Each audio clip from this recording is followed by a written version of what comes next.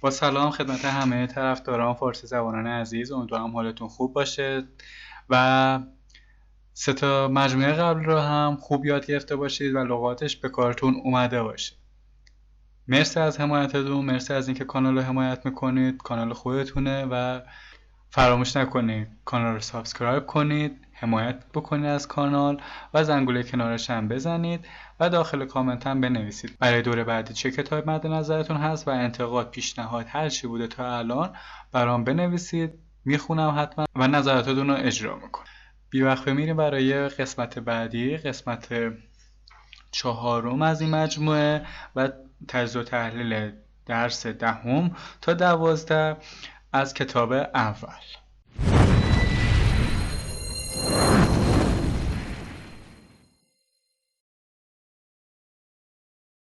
Benefit. A benefit is a good thing. اسم هست به معنی سود، صرفه، منفعت، استفاده، مزیت. Being able to fly is a benefit to birds. توانایی پرواز مزیت خوبی برای پرندگانه. Certain. If you are certain about something, you know it is true. ادجکتیو هست صفت مطمئن، مسلم، حتمی، قطعی. I am certain that zebras have stripes. من مطمئن هستم که گورخرها خطهای راه دارن. Chance. A chance is an opportunity to do something. اسم هست معنی فرصت، شانس، مجال، امکان. I had a chance to see the Colosseum in Rome last summer. من شانس این رو داشتم که تابستان سال گذشته کلوسئوم روم را ببینم. Effect. An effect is a change made by something else. اسم هست به معنی اثر، تأثیر، نتیجه، پیامد. The medicine had a good effect on the boy. اون دارو تأثیر خوبی روی اون پسر داشت. Essential. If something is essential, it is very important and necessary. صفت هست به معنی لازم، ضروری، واجب، اساسی. It is essential to have oxygen when you scuba dive. در هنگام غواصی لازمه که اکسیژن داشته باشی. Far. If something is far, it is not close. صفت هست به معنی دور، دوردست. It's far from the east coast to the west coast of America. رفتن از ساحل شرقی به ساحل غربی آمریکا دوره. Focus. To focus on something is to think about it and pay attention to it. فعل هست به معنی تمرکز کردن، متمرکز شدن. My mom always helps me to focus on my schoolwork. مادرم همیشه به من کمک میکنه تا بر روی تکالیف مدرسه‌ام تمرکز کنم. Function. The function of something is what it does. اسم هست به معنی وظیفه، عمل، کار، نقش، عملکرد. The function of a flashlight is to help you see in the dark. کار چراغ قوه اینه که به انسان کمک کنه تا در تاریکی ببینه. Grass. Grass is the green leaves that cover the ground. اسم هست به معنی علف، چمن. The grass looked so soft and green. چمن خیلی نرم و سبک به نظر میرسه. Guard. To guard something is to take care of it. فعل هست به معنی محافظت کردن، مراقبت کردن، مواظب بودن. The police officer will guard us from any harm. اون افسر پلیس از ما علیه هر آسیبی محافظت خواهد کرد. Image. The image of something is a picture of it. اسم هست به معنی تصویر، نقش و نگار، عکس. The image of her eye was very clear. تصویر چشم او خیلی واضح بود. Immediate. If something is immediate, it happens quickly. صفت هست به معنی فوری، بیدرنگ، آنی، مستقیم. An immediate response came from the pizza place. پاسخ سریع یا هم پاسخ فوری از پیتزا فروشی اومد. Primary. If something is primary, it is the most important thing. صفت هست به معنی مهمترین، عمده، اصلی، اساسی، اولیه. His primary thoughts are about money. مهمترین افکار او راجع به پوله. Proud. People who feel proud are happy about what they have done. صفت هست به معنی سربلند، سرافراز، منتظر، مغرور. She is proud of the picture she drew of her house. او به خاطر تصویری که از خانه‌اش کشیده احساس غرور میکنه. Remain. To remain somewhere is to stay there. فعل هست معنی ماندن، برجا ماندن، باقی ماندن، اقامت کردن. My sister had to remain home since she was sick. خواهرم مجبور شد در خونه بمونه زیرا بیمار بود. Rest. To rest is to stop being active while the body gets back its strength. فعل هست معنی استراحت کردن، خستگی در کردن، آسودن. I rested on the couch after work. من بعد از کار روی کاناپه استراحت کردم. Separate. If two things are separate, they are not together. صفت هست معنی جدا، مجزا، جداگانه، سوا. New York and Los Angeles are in two separate parts of America. نیویورک و لس آنجلس در دو ناحیه مجزای آمریکا هستند. Site. A site is a place. اسم هست به معنی جا، محل، زمین، مکان. We found the perfect site for our picnic. ما یک جای عالی برای پیکنیکمان پیدا کردیم. Tail. A tail is a part of an animal's body that sticks out from its rear or back. اسم هست به معنی دم، معنی دنبال هم میده توی لباس و چیزای دیگه. به معنی انتها هم هست. Our dog wags its tail when it's happy. سگ ما وقتی خوشحال میشه دمش رو تکون میده. Trouble. Trouble is a problem or a difficulty. اسم هست معنی گرفتاری، ناراحتی، مشکل، مسئله، رنج و عذاب. I have trouble working with my boss. من در کار کردن با رئیسم مشکل دارم. بریم برای قسمت بعدی و ترجمه متن این درس. The first peacock. نخستین طاووس. پیکاک به معنی طاووسه. Argos lived in ancient Greece. He was a husband and a proud father. آرگوس در یونان باستان زندگی میکرد. او یک شوهر و پدر مغرور و سرافراز بود. He worked hard and did well at his job. او به سختی کار میکرد و وظیفه‌اش را به خوبی انجام میداد. But one thing about him wasn't normal. He was born with 100 eyes.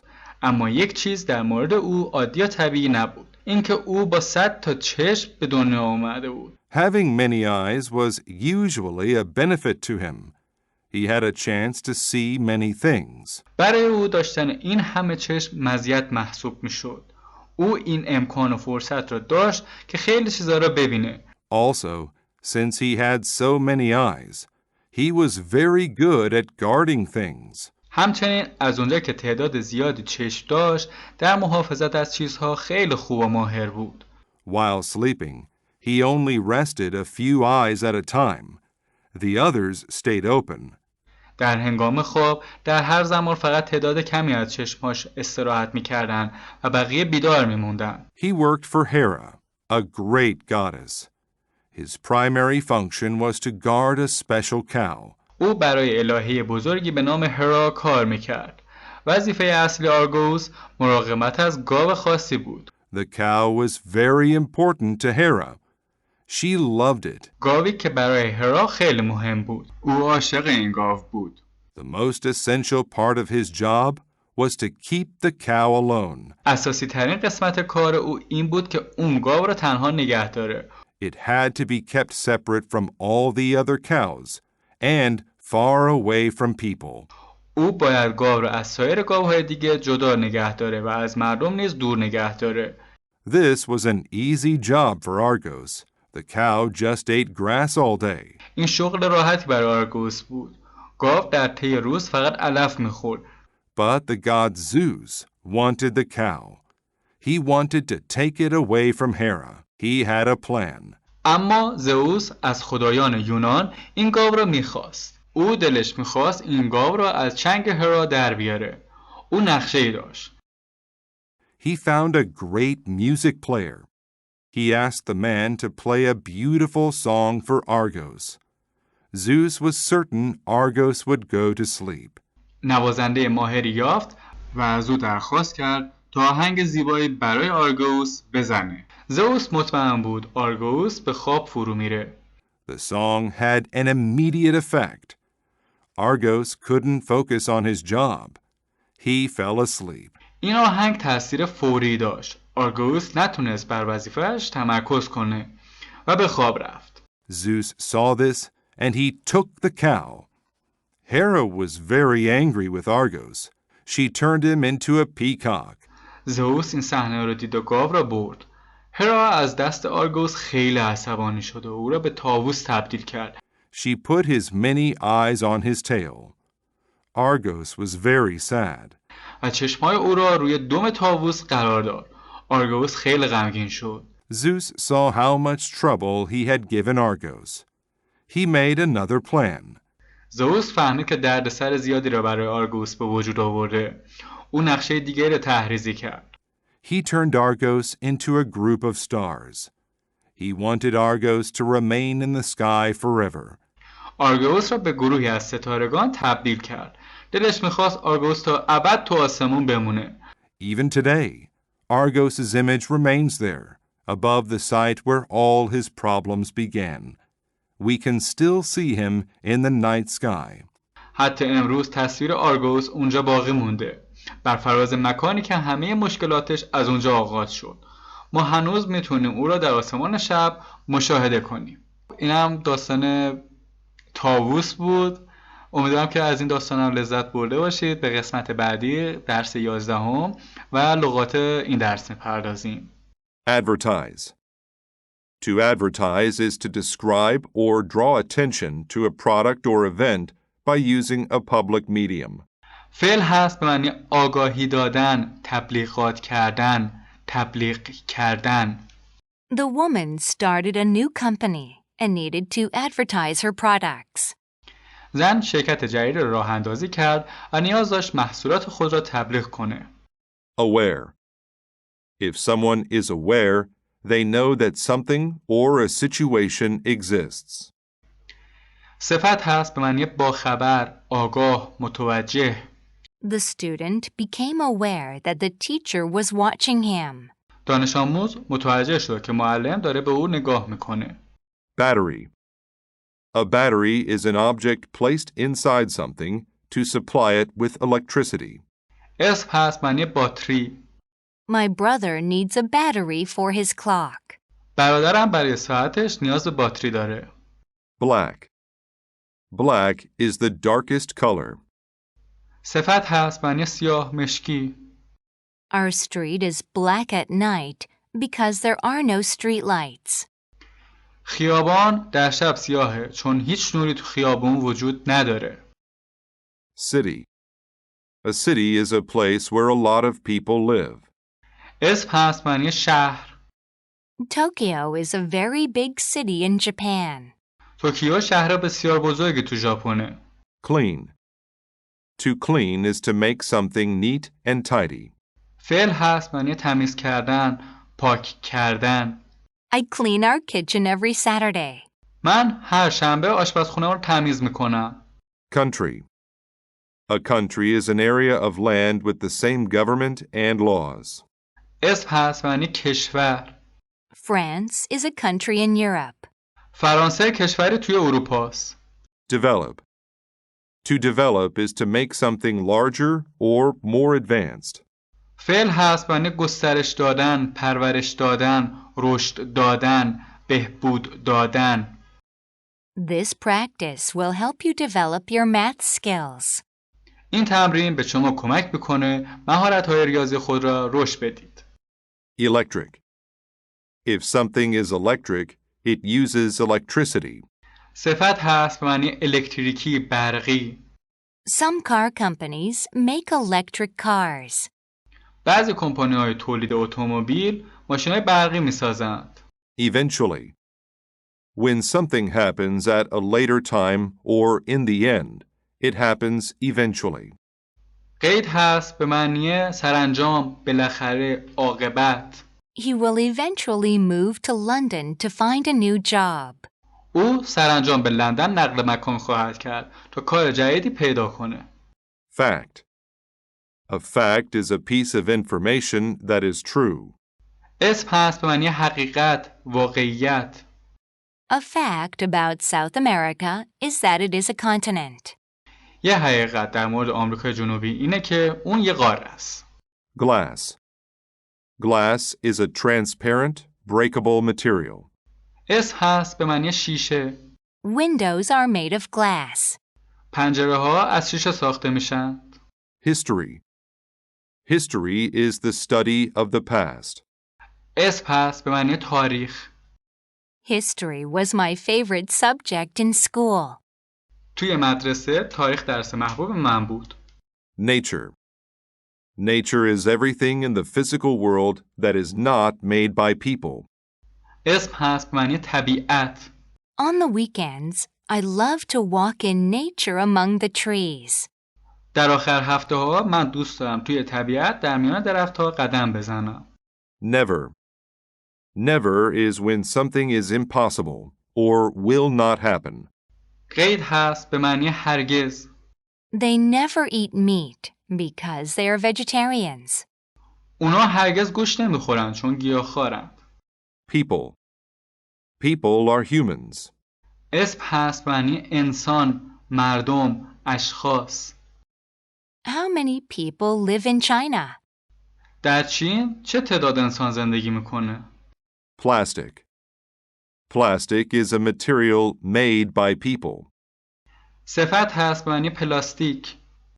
Many drinks are sold in plastic bottles. بسیاری از نوشیدنی‌ها در بطری‌های پلاستیکی فروخته میشه. Problem. A problem is a situation when something goes wrong. اسم هست به معنی مشکل، مسئله. My problem is that I lost my dog. مشکل من اینه که سگم رو گم کردم. Street. A street is a road in a city or village. اسم هست به معنی خیابان. What is the name of the street you live on? نام خیابانی که تو اون زندگی میکنه چیه؟ Think. To think is to have an opinion or thought about something. فعل هست به معنی فکر کردن، اندیشیدن. I think summer is the best season. من فکر میکنم تابستان بهترین فصل ساله. بریم برای ترجمه قسمت بعدی و ترجمه متن این بخش. Keeping our earth clean. تمیز نگه داشتن زمین. Across the world, places are increasing their efforts to recycle and help the environment. در سراسر جهان مکانهایی هستند که دارند تلاش‌هایشان را برای بازیافت و کمک محیط زیست افزایش میدن. Recycling is when trash is reused and not thrown away. بازیافت یعنی وقتی که از زباله‌ها دوباره استفاده میشه و دور ریخته نمیشه. In recent history, more and more cities and countries have started recycling. در تاریخ اخیر شهرها و کشورهای بیشتری شروع به بازیافت کردند. These places have developed their recycling programs to stop our earth from being covered with trash and black dirty air. این جاها برنامه‌های بازیافتشان را توسعه داده‌اند تا از پوشیده شدن زمین با زباله و هوای سیاه و کثیف جلوگیری کنند. According to the Environmental Protection Agency in the United States, recycling also helps save energy. به گفته آژانس حفاظت از کره زمین در ایالات متحده بازیافت همچنین به حفظ انرژی کمک میکنه. The agency encourages the recycling of glass and plastic bottles, paper, and aluminum cans. آژانس بازیافت گاز و بطری‌های پلاستیکی، کاغذ و قوطی‌های آلومینیومی را تشویق میکنه. Many European countries have strong recycling programs as well. بسیاری از کشورهای اروپایی نیز برنامه‌های قوی بازیافت دارند. Austria, Germany, and Norway are well known for being leaders in recycling. And South Korea and Wales are countries that have a lot of recycling as well. اتریش، آلمان و نروژ به خاطر پیشرو بودن در بازیافت مشهورند و کره جنوبی و ولز کشورهایی هستند که به مقدار زیاد بازیافت انجام میدن. There are many reasons why some countries recycle more than others. دلایل زیادی وجود داره که چرا برخی کشورها بیش از بقیه بازیافت انجام میدن. The fact is that these governments support recycling, and they are aware of its importance. حقیقت اینه که این حکومت‌ها از بازیافت حمایت میکنن و از اهمیت اون باخبرن. There is also a lot of money spent on recycling. همچنین مقدار زیادی پول صرف بازیافت میشه. However, it is also necessary for people to try hard to recycle what they can from their own homes. اما برای مردم نیز ضروریه که سعی کنن اون چه تو خونه هاشون هست و میتونن رو بازیافت کنند. Other ways to fight the waste problem also exist. Many cities place recycling bins on their streets. روش‌های دیگری برای مبارزه با مشکل مواد زائد وجود داره. بسیاری از شهرها سطل‌های بازیافت را در خیابان‌ها قرار میدن. There are recycling projects across some cities, and in these projects, companies advertise the need to recycle. This helps keep the city streets clean. در بعضی شهرها پروژه‌های بازیافت وجود داره و در این پروژه شرکت‌ها نیاز به بازیافت را تبلیغ می‌کنند. این کمک می‌کنه خیابان‌های شهر را پاکیزه نگه داریم. Electric cars are another way to keep the environment clean. The motors of these cars are electric. اتومبیل‌های برقی راه دیگری برای تمیز نگه داشتن محیط زیسته. موتور این ماشین‌ها برقیه. They get their power from electricity and batteries rather than from gas. اونا انرژی خود را از برق و باتری میگیرن، نه از گاز. The hope is that eventually all cities in all countries will recycle and make our earth a cleaner place. امیده که سرانجام همه شهرها در همه کشورها بازیافت انجام دهند تا زمین ما را تبدیل به مکانی تمیزتر بکنه. We must protect nature and never stop thinking about how to protect it. So think before you throw away something that can be recycled. ما باید از طبیعت حمایت کنیم و هرگز فکر کردن در مورد نحوه حمایت از آن را متوقف نکنیم. بنابراین قبل از اون که چیزی را که میتوان بازیافت کرد دور بیاندازیم کمی فکر کنیم. اینم از درس 11. امیدوارم که لذت برده باشید از این متن و بریم برای قسمت بعدی درس 12 و لغات و ترجمه درسش. Alone. A person who is alone is not with another person. صفت هست به معنی تنها. The boy wanted to be alone to think. پسر میخواست تنها باشه تا فکر کنه. Apartment. An apartment is a set of rooms in a building where people live. اسم هست به معنی آپارتمان. She has a nice apartment in the city. او آپارتمان قشنگی در شهر داره. Article. An article is a story in a newspaper or magazine. اسم هست به معنی مقاله، مطلب. Did you read the article in the newspaper about the soccer game? آیا تو اون مقاله روزنامه راجع به بازی فوتبال را خوندی؟ Artist. An artist is a person who paints, draws, or makes sculptures.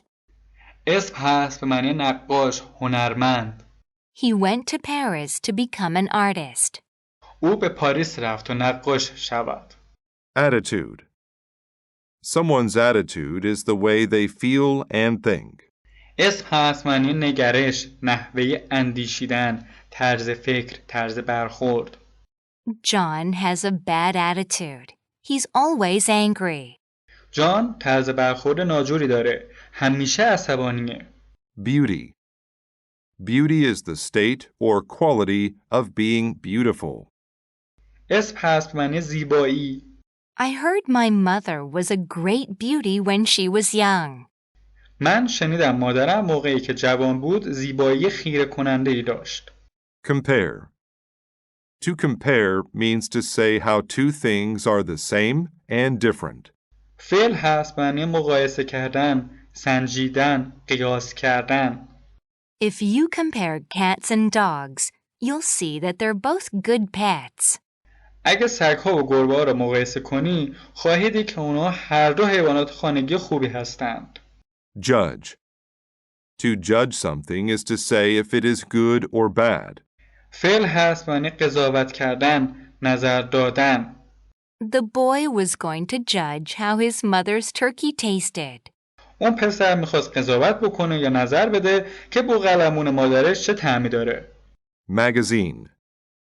A magazine is a regular publication with news, stories, and articles. اسم هست معنی مجله. She likes to read fashion magazines. او دوست داره مجله های مد بخونه. Material. A material is what is used to make something. اسم هست معنی ماده، مساله. Brick is a good material for building houses. آجر ماده مناسب برای ساختن خونه است. Meal. A meal is a time when food is eaten, such as breakfast, lunch, or dinner. اسم هست به معنی وعده غذایی، غذا، خوراک. Breakfast is my favorite meal because I enjoy cereal. صبحانه وعده غذای دلخواه منه چون من از غذاهای صبحانه لذت میبرم. Method. A method is the way to do something. اسم هست به معنی شیوه، روش، راه. One method to remember things is to tie a string around your finger. یک روش برای به خاطر سپردن چیزها بستن نخ به دور انگشت است. Neighbor. A neighbor is a person who lives near you. اسم هست معنی همسایه، شخص کناری. I like my neighbor because he's very friendly. من همسایه‌ام رو دوست دارم زیرا او خیلی مهربونه. Professional. If something is professional, it deals with work that uses special skills. صفت هست به معنی حرفه‌ای، تخصصی، شغلی. If you want to be a pilot, you must have professional training. اگر میخوای خلبان شوی باید آموزش‌های حرفه‌ای ببینی. Profit. A profit is the extra money you make when you sell something. اسم هست معنی سود، صرفه، منفعت، فایده. I made a small profit from selling my old clothes. من از فروش لباس‌های قدیمیم سود کمی بردم. Quality. The quality of something is how good it is. اسم هست معنی کیفیت، چگونگی، ویژگی. The quality of his car is very good. کیفیت ماشین او خیلی خوبه. Space. A space is an empty area. اسم هست معنی جا، فضا، جای خالی. I don't have much space for things in my small house. من توی خونم جای زیادی برای وسایلم ندارم. Stair. Stairs are the things that are used to walk up or down in a building. اسم هست معنی پله، راه پله. در حالت جمع هم به معنی پلکان میده. You can take the stairs to the second floor. میتونی از پله ها به طبقه دوم بری. Symbol. A symbol is a thing that stands for something else. اسم هست به معنی علامت، نشانه، نماد، سمبل. This symbol tells us that we cannot smoke in this area. این علامت به ما میگه که نمیتونیم در این قسمت سیگار بکشیم. Thin. If someone or something is thin, they are not fat. صفت هست به معنی لاغر، استخوانی، نحیف، باریک. The man was thin because he didn't eat much. اون مرد لاغر بود چون خیلی غذا نمیخورد. اینم از 20 لغت درس 12. بریم برای ترجمه متن این بخش. نقاش دیوانه. The crazy artist. Fraunhofer was the best artist in the world. Everyone loved him. The quality of his paintings was very high. فرانهافر بهترین نقاش جهان بود. همه او را دوست داشتند. کیفیت نقاشیاش خیلی بالا بود. He always used the best materials. He made a big profit from his paintings. همیشه از بهترین مواد استفاده میکرد و از تابلوهای نقاشیش سود زیادی کسب کرد. He had delicious meals with his rich neighbors. He taught art classes. Life was good. و با همسایگان ثروتمندش غذاهای خوشمزه‌ای میخورد. او در کلاس‌های هنر درس میداد و زندگیش خوب بود. Then his attitude changed. He stopped selling paintings and teaching. He tried a new method of painting. سپس طرز نگرش او تغییر کرد. فروش تابلو و تدریس متوقف کرد و روش جدیدی در نقاشی را امتحان کرد. He stayed alone in his apartment all day. He worked all day and all night, rarely eating. در آپارتمانش همه روز تنها میموند. همه روز و شب را کار میکرد و به ندرت چیزی میخورد. Soon Fraunhofer became very thin, but he kept working on the same painting for many years. He worked as hard as he could. فرنهافر به زودی خیلی لاغر شد، اما سالهای زیادی را به کار بر روی یک تابلوی نقاشی ادامه داد. او تا جایی که میتونست به سختی کار کرد. Finally, he finished the painting. He was very happy and invited other artists to see it. I want your professional opinion, he said. سرانجام اون نقاشی رو تموم کرد. او خیلی خوشحال بود و سایر نقاشان را برای دیدن اون دعوت کرد و گفت من نظر و عقیده حرفه‌ای شما رو میخوام. He wanted them to judge it and compare it to other paintings. از اونا خواست در مورد این تابلو داوری کنن یا قضاوت کنن و اونا با سایر تابلوها مقایسه کنند. Everyone was very excited as they went up the stairs to his apartment. Fraunhofer was excited to show his painting, and the artists were excited to see it. هر کس همونطور که از راه پله‌های آپارتمانش بالا میرفت بسیار هیجان زده بود. فرنهافر هم برای نشان دادن تابلوی نقاشی خود هیجان زده بود و نقاشان هم برای دیدن اون هیجان زده بودند. They'll love it, he thought, but they did not.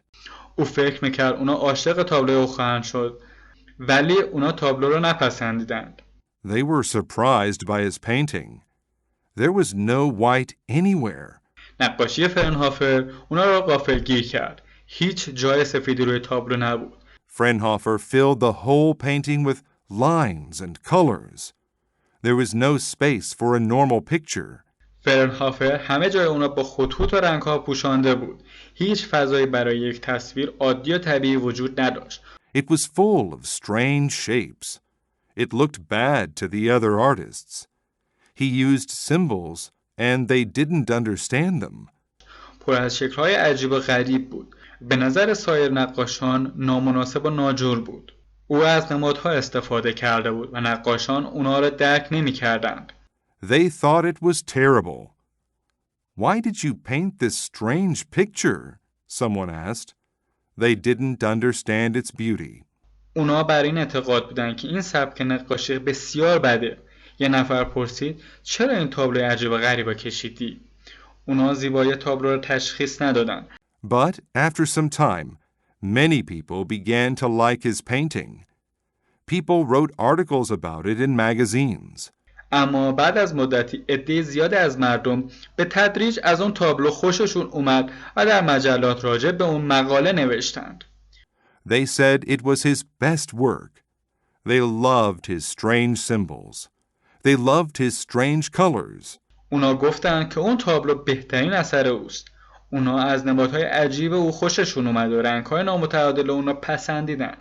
Fraunhofer's painting reminded everyone that just because something was new didn't mean that it was bad. تابلوی نقاشی فرنهافر به همه یادآوری کرد که وقتی چیزی جدید بود به معنی این نیست که بد و ناجوره. He also helped them to realize that sometimes it takes people a little time to understand great things. او همچنین کمک کرد تا مردم بفهمند درک مفاهیم بزرگ مدت زمانی طول میکشه. دوستان عزیز، امیدوارم که این قسمت هم براتون مفید بوده باشه. این 60 لغت هم خوب یاد گرفته باشید. 3 تا متن براتون جذاب بوده باشه و همین. مراقب خودتون باشید، مراقب سلامتیتون باشید و شما را تا فردا شب و لغات جدید بعدی به خدا میسپارم. خدا نگهدارتون.